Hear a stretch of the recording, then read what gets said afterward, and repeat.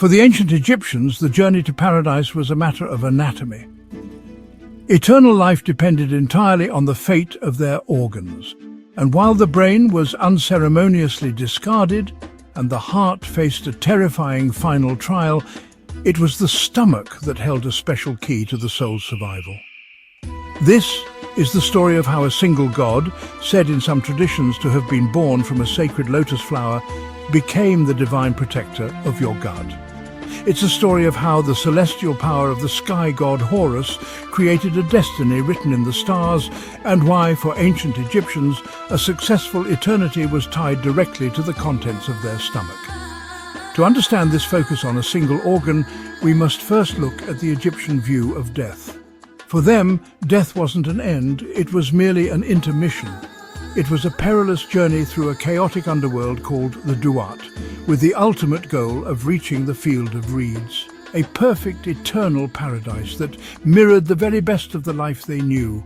But there was a catch. To make this journey and to exist in this paradise, you needed your body. Think of the body as an eternal vessel, a divine ship. The soul, which they saw as having different parts like the car and bar, was the pilot who had to return to the ship to navigate the sea of eternity. Without the body, the soul was stranded. Many believe this extraordinary belief was the bedrock of their entire civilization. It's why they built colossal pyramids and such intricately decorated tombs. These weren't just monuments to power. They were eternal homes, resurrection machines designed to protect the one thing you couldn't leave behind: yourself. And protecting that self meant preserving the body through one of the most sacred and complex rituals ever conceived: mummification. The process of mummification was a 70-day testament to their faith, a procedure both reverent and visceral performed by priests. First, the embalmers would remove the brain. They believed the heart was the center of all thought and emotion, which made the brain seem unimportant. Using a long iron hook inserted through the nostril, they would break the delicate ethmoid bone and pull the brain out in pieces, discarding what they could and dissolving the rest. Next came the internal organs. A small incision was made on the left side of the abdomen, and through this single opening, the embalmers would painstakingly remove the lungs, liver, intestines, and of course the stomach.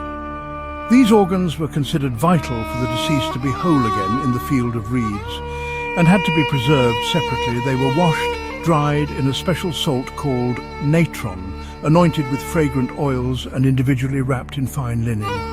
Each organ was then placed into its own dedicated container, a set of sacred vessels we now call canopic jars. These jars were like divine safe deposit boxes, sanctuaries, each guarded by a specific deity. And it's here, with these divine guardians known as the four sons of Horus, that our story truly begins. One powerful tradition tells of the four sons of Horus being born from a blue lotus flower that emerged from the primordial waters. As divine children of the great sky god Horus, they were tasked to protect the viscera of the dead. Each son had a distinct form and a very specific duty. There was Imseti, the human-headed son, who guarded the liver and was himself protected by the goddess Isis. Hapi, the baboon-headed son, protected the lungs under the watchful eye of the goddess Nephthys. Khepesenuef, with the head of a falcon, watched over the intestines and was guarded by the scorpion goddess Serket. And finally, we meet Duamutef, the jackal-headed god. His sacred charge was the stomach.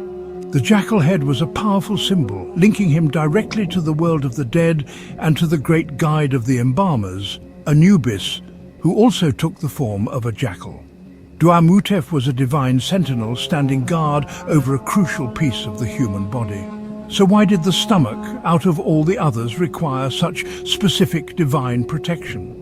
The answer lies in the fundamental needs of the afterlife. Just as in life, the spirit of the deceased required nourishment to survive. Duamutef's role, therefore, was not just to guard a physical organ, but to help guarantee the eternal well-being of the deceased spirit.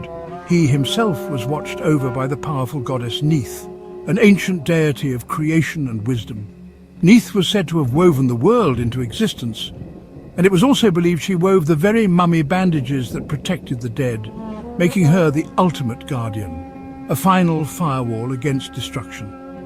This divine protection was then anchored to the physical world. Duamutef was the guardian of the East. His canopic jar was typically placed on the eastern side of the sarcophagus, facing the direction of the rising sun, like a spiritual compass pointing the deceased's body toward the daily symbol of rebirth.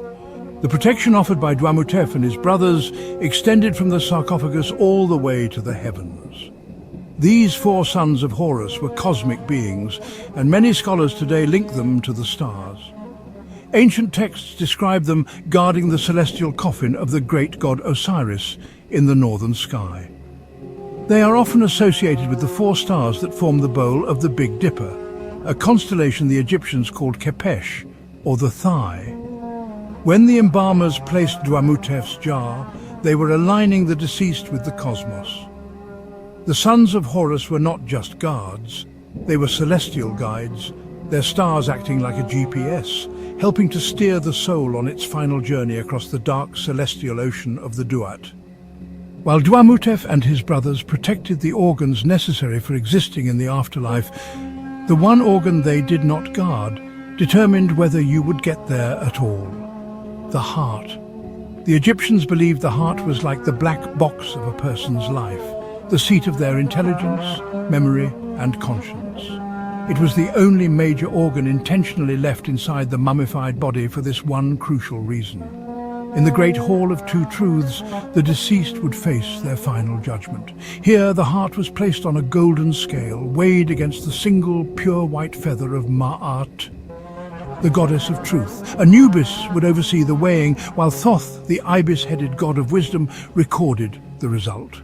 If the heart was heavy with misdeeds, it would tip the scales. A monstrous creature named Amit, part crocodile, part lion, part hippopotamus, waited beside the balance. If the heart failed the test, Amit would devour it, condemning the soul to a second death, an utter and eternal annihilation. But if the heart was light and balanced perfectly with the feather of truth, the soul was declared true of voice.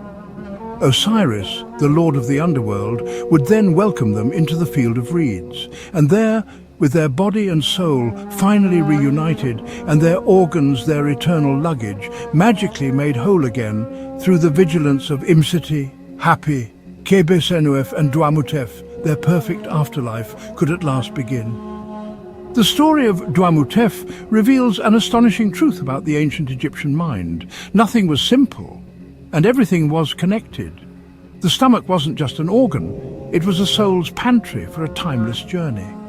A canopic jar wasn't just a container, it was a divine safe deposit box linking the tomb to a goddess and the rising sun.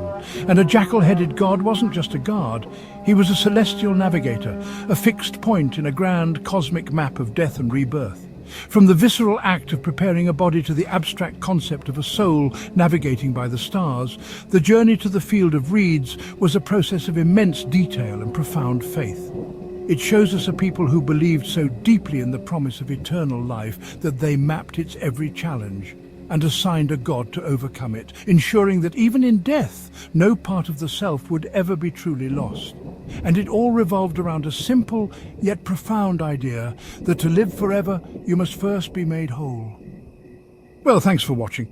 May your path be lit by curiosity, your doubts met with clarity, and your heart anchored in love and peace.